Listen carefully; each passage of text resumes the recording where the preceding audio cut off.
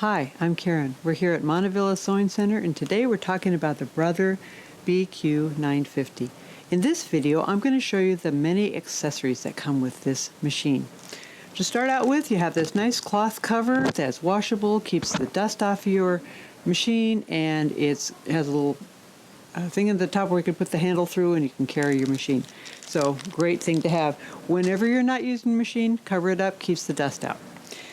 Now, we also have the operation manual. The operation manual tells you all you need to know about this machine. Of course, my videos do also. What I really like about this is on page B48 and following, you have the stitch chart showing you what stitches are there and what they're for, whether or not you can use a twin needle, and a lot of information about each stitch. Very handy to have this. And then you have the quick reference guide. Now, the quick reference guide has a lot of pictures in it to show you just basically how to get started threading, and it has different languages in it too. But one thing I want to point out about this, now your manual covers like 3 different models of this machine. So to know which model you have, because that's going to depend on what features or accessories it has, look in your quick start guide, open it to the first page, and right here where it says operation manual notations.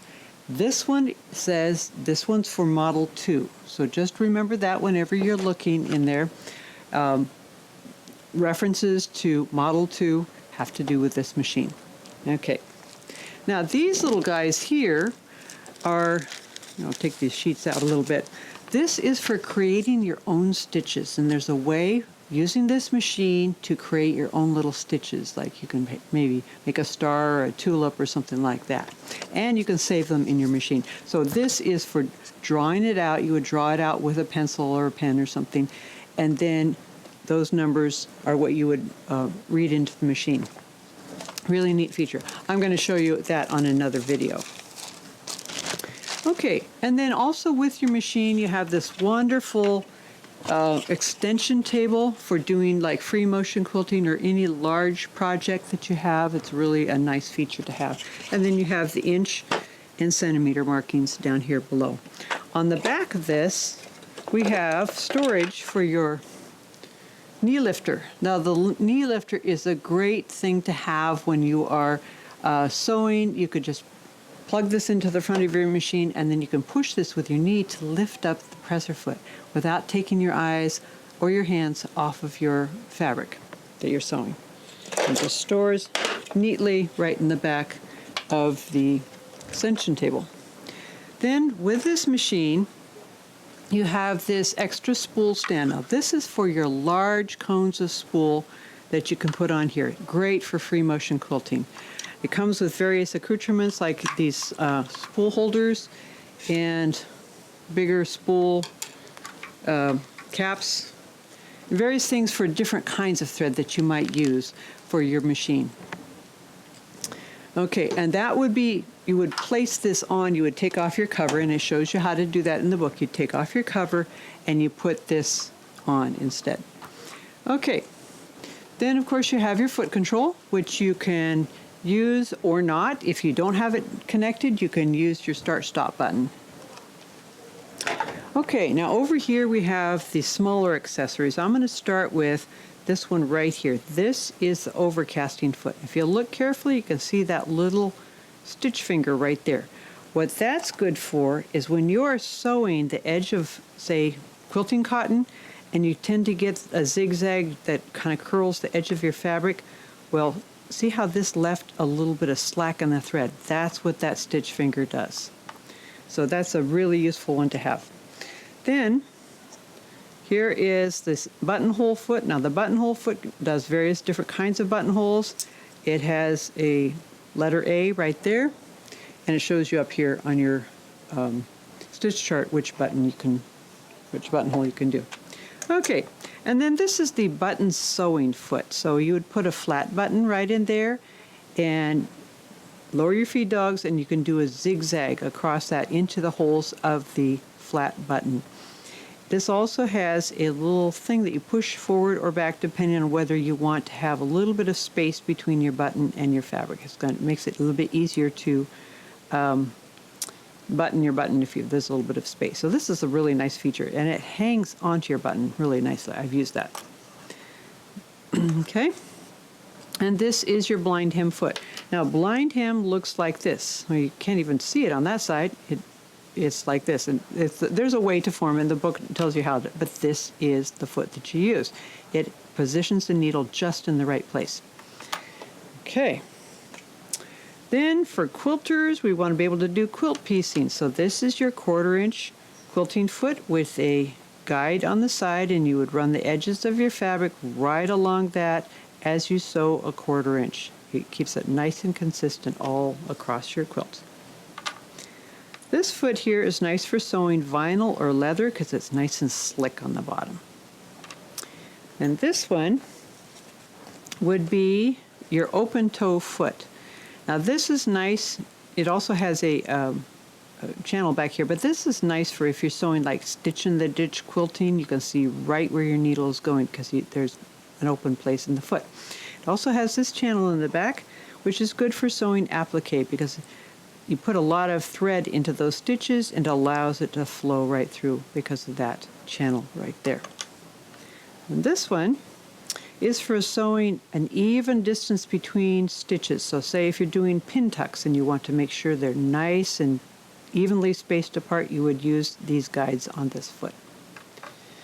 This is your zipper foot, and it can be put on either side of your foot holder. So you can sew right next to those zipper teeth on either side, depending on where you put your needle. Then we have screwdrivers. Now, depending on what screws you're taking out, we have 3 different kinds of screwdrivers. I found that this donut-shaped one is really nice for doing these screws in the needle plate. This one is good for the needle clamp. And then if you need a little more torque, so you got a new machine and those screws are really tight, this is good for that, for getting it started here, the L-shaped. This is your hole punch. Now this would be good for if you're going to do an eyelet or a buttonhole that has a round end to it, like some of these up here. This is the punch that you would use. Make sure that you have a piece of wood or thick cardboard underneath when you punch through, because this will damage whatever surface you're on if you don't have something protecting it. Okay, and then we have spool caps. Now the spool caps are for various sizes of spools. If you have a large one, you use this. If you have a small one, you use this. Now I've got on the machine the smallest one because I have a fairly narrow spool right here. But what if you have a spool like this that doesn't have end caps? Then you use this one. And I'd put this on the spool pin and put this right on the end, and that helps, it keeps the spool from sliding off the end of the spool pin. And here's our seam ripper. Really nice feature that it has is these little lugs here, because now it's not going to roll away as long as you have the cap on the end of the seam ripper when you're using it. Then this is the brush. Now I have another video on how to take care of your machine, but this is what we would use to brush the lint out from underneath the needle plate. This is a twin needle. Now twin needle sewing looks like this. So you'd use this little guy here, put him up here on the bobbin winder spindle, and that way you could have 2 spools of thread. Use your twin needle, set it in twin needle in settings, and then you thread each needle, and you can get wonderful effects like this. So that's what the twin needle's for. Now, this twin needle is a certain size. It says size 2. I think that means like 2 millimeters between each needle. If you get a new needle, make sure it's the same size, not wider, because the settings on the machine are calibrated for this size of needle. Then you have an extra set of extra needles here. These needles are different depending on the type of sewing you're doing, and it will explain in the book what each of those colors mean. It's different from manufacturer to manufacturer. So the gold needles, I believe, are ballpoint needles, for instance. Okay, this little net thing here is for spools of thread. Say you have decorative thread that's kind of springy and tends to want to kind of fall off the spool by itself and come unspooled, you'd put this around your spool of thread, and then you'd go ahead and thread it, your machine normally. And see, it helps keep the thread right next to the spool. That's what this is for. Knitters use something like this for if they have a ball of yarn and they want to have the yarn stay with the ball of yarn as they're knitting. Okay, this is a nice little set here. This is a single hole needle plate. So when you have this on your machine, you also use this single hole stitch presser foot. This is great for doing fabrics like some of these fine knits that tend to get pushed down into the zigzag stitch hole, where you want to sew a straight stitch and keep your stitches really nice on those fine fabrics. This is what you'd use. Now, of course, if you're using this, you would not want to use anything other than a center needle position straight stitch. And then we have the walking foot. The walking foot is great for keeping layers together as you're sewing. This is going to go up and down, and then actually what it does is it stops the drag of the foot from pushing the fabric ahead. So I'm going to show you how this goes on here. And take off the ankle, and oh yes, I need to do the lockout key. I'm going to do that. Okay, come on. Here we go. It says we need to put the presser foot down. Okay, here we go. Come on. That's the wrong angle there. Okay, the lockout key just means I can push any other button or push on the foot control and it's not going to start sewing. It's just a safety feature. I really like it for changing the needle, especially because you don't want to have that motor behind the needle. Now, I did give a little extra lift to the presser foot, which is nice to be able to do that. When you put this on, this part here needs to go around the needle clamp screw. So I'm going to go behind this way and loosen that a little bit more. It's got to go around it because as the needle goes up and down, put that out a little bit more. Okay, as the needle goes up and down, that's how it works the mechanism. Okay, I'm going to put this down. Actually, it's a little bit easier once it's down. Then I can use two hands to do the screwdriver.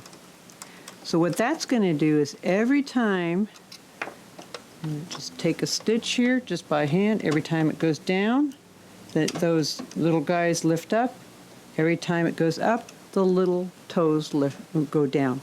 Okay, and that's going to keep those like layers of batting and top and backing all together.